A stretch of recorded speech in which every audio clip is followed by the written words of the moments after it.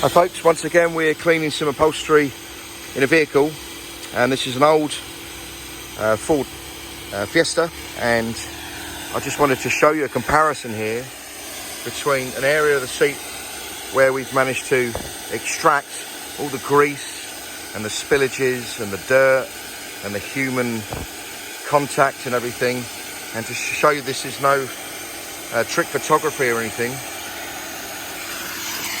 I'm going to just extract another piece.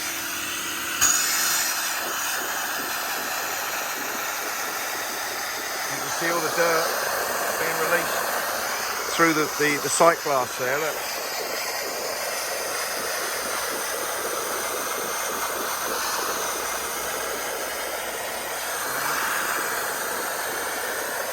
You can see the steam coming off the fabric. You can see how hot our machine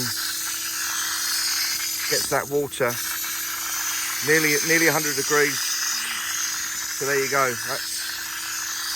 That's why we don't charge the same as car valeters, because we achieve much better results.